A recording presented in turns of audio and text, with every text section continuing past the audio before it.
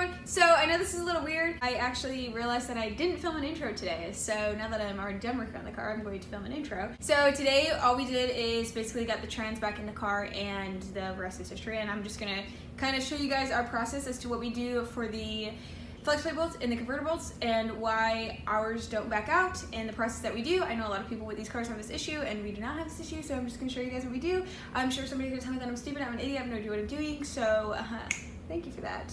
But anyway, so yeah, car's getting really close to being done. I'm sorry I was kind of MIA for a while, but Rona happened, so kind of got screwed on waiting on, you know, shipping of parts and things like that. Like nothing of manufacturer's fault, just, you know, Rona. The car is now, we're back on track and getting the car back together now, and yeah, that's pretty much it. So I'm really excited. Again, I'm really sorry that I kind of like disappeared for a while. I wasn't updating you guys, but there really was nothing to update. But like I said, car's getting really close to being done. I'm really excited about it, and I'm gonna stop talking now, so enjoy the video. Bye. Okay, so now we're going to go ahead and put the flex plate on, but before I do that, I always like to clean out the threads with these thread chasers here.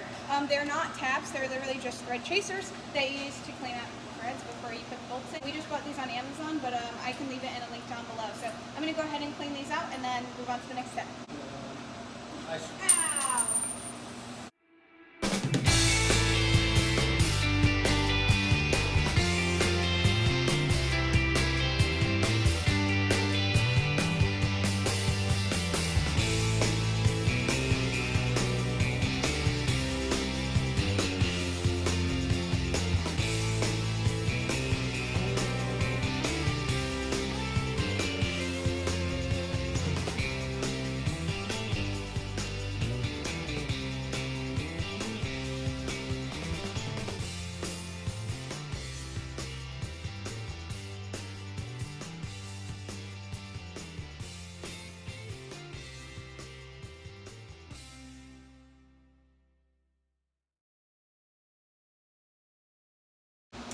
Okay, so now that the threads are cleaned out, I'm going to put on this flex plate and then put the flex plate bolts in.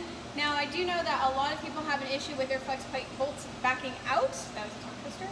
But we never have that issue, so I'm going to show you our process as to what we do. So the very first thing that I'm going to do is I'm going to coat the flex plate in red Loctite, and I'm going to coat the side that touches the crank and put that on. And if you are unsure as to which side goes facing the motor, you want to make sure that your SFI sticker is facing towards the oil pan, so that way it can be, they can see it. If they touch you, they can see it through the view window of the transmission. So I'm going to go ahead and do that, and then I'll show you the next step. So now that we have the flex plate on, I'm going to coat the spacer, and it's going to coat the side that touches the flex plate. Now we run the Kiggly Racing flex plate, and this is just an OEM spacer. So while my dad does that, I'm going to begin coating the flex plate bolts in red Loctite. And so typically when you use Loctite, you just put a dab on and let it thread on, but we're not going to do that with these. We're going to absolutely just drench this in a ton of Loctite, and you'll see what a mess it makes. So now while we do run the ARP bolts, we do not use the ARP loop. Do not use that. All you have to do is coat this in the red Loctite. Now you don't have to, you can do whatever you want, but I know that a lot of people have this issue. You see people asking about it every day on Facebook and on forums, and we've never once had this issue. This is what we've always done.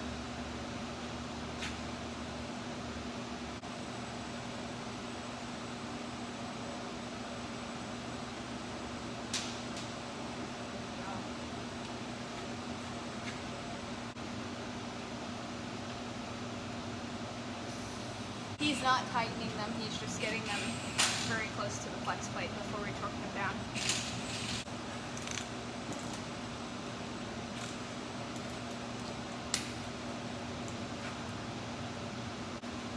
Okay, so while this next step, most people I don't think do this, but we're going to torque them down to 70 foot-pounds and then torque them down to 130. I don't really know anyone else that does the 70 part first, but we do, and again, it works for us, so that's what we're going to do. And while I torque them down, my dad's going to hold the crank bolt on the other side to make sure that I don't turn the motor.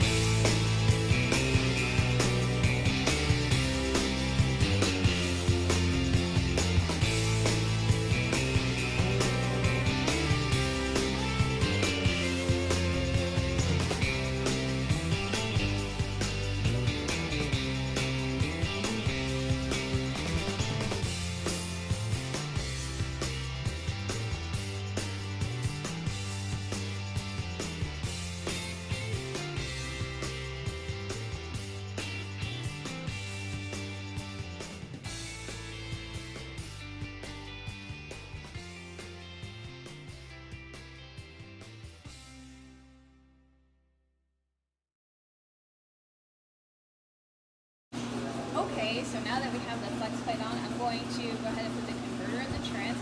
But before I do that, you want to make sure that you put some trans fluid in it, depending on how dry it is.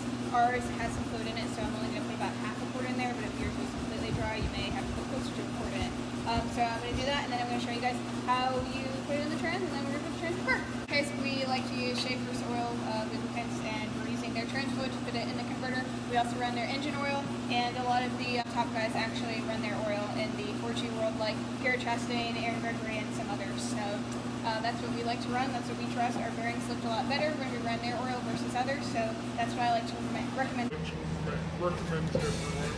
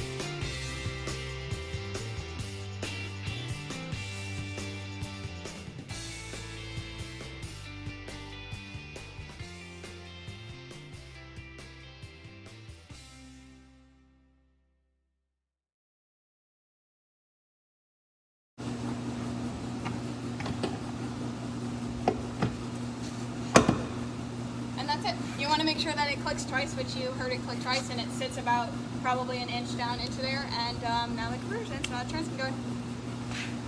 Okay, so now it's time to install the transmission, and while everyone has their own way of doing things, we have an auto, it's a heavy trans, and we find that the easiest way is to hoist it on in there. So I'm going to control the engine hoist while my dad maneuvers the trans onto there.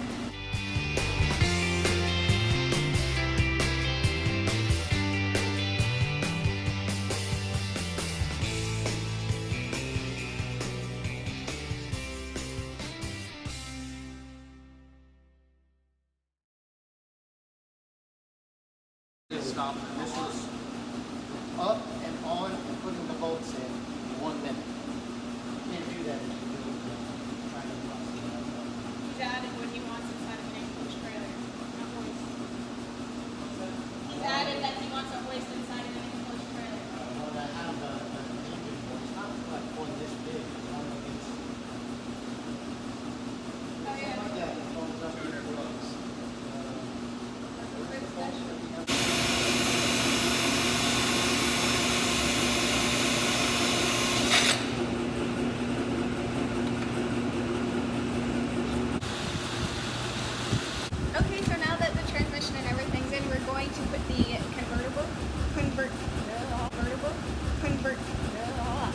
Now that we have the transmission in, it's time to put in the converter bolts, and we just use OEM converter bolts, and when we put them in, we are going to put Loctite on the threads, and we are going to torque them down to 50 foot-pounds.